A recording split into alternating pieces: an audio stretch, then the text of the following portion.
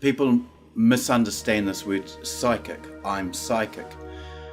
To me, if you say you're psychic, it just reminds me of selling snake oil at a carnival, or the gypsy with the crystal ball. It's the sizzle, not the steak.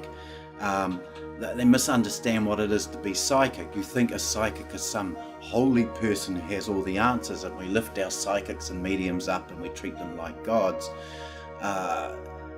Please don't, because what psychic is just being sensitive to energy.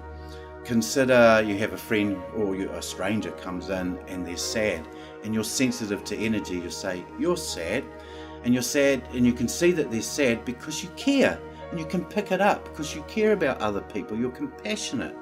If I was not compassionate and I just cared about myself, I wouldn't see that they were sad, because I wouldn't be thinking about them, I'd be thinking about me.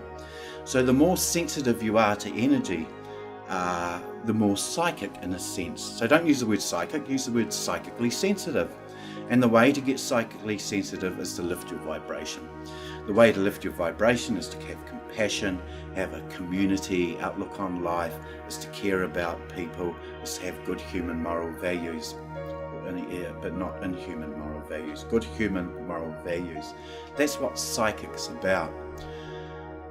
And then what we do is we get the psychics invading spirituality, because we say psychics are spiritual. Hannibal Lecter of Silence of the Lambs, you'd call him psychic, but you wouldn't call him spiritual. And the Pope, because I'm ex-Catholic, the Pope, you'd call him spiritual, but you wouldn't call him psychic. And what happens now in the spiritualist churches or healing centres is this new age psychic is invading. Spirituality to me is about your belief of where you fit in the world, something that gives you solace, something that gives you an internal happiness or peacefulness or gracefulness, a fulfillment, a smile on your face, your spirituality. Psychic, tarot cards, palmistry, astrology I'll throw in there, looking at your auras, telling your futures, talking to spirits which might not even be there. Runes and numerals. Psychic's got nothing to do with spirituality. So I don't know why it's festering, because that's what it's like. It's invading and festering a spiritual society.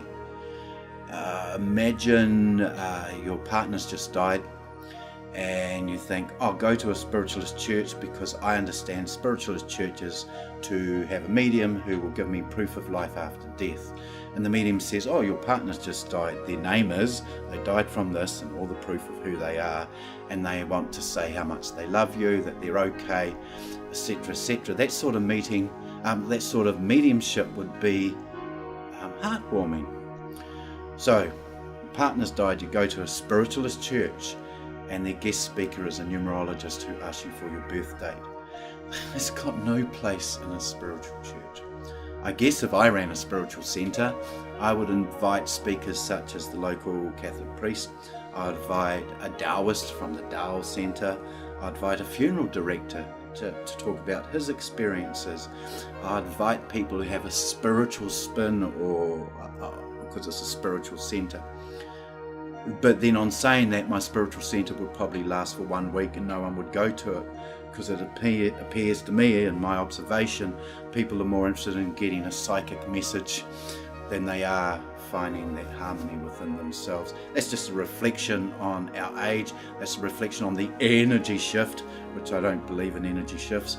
That's just a reflection that people don't know who they are. Kind of sad. So I hope you understand the purpose of this discourse is that psychic has no place in spirituality. Please keep the two separate. Thank you very much. Ta.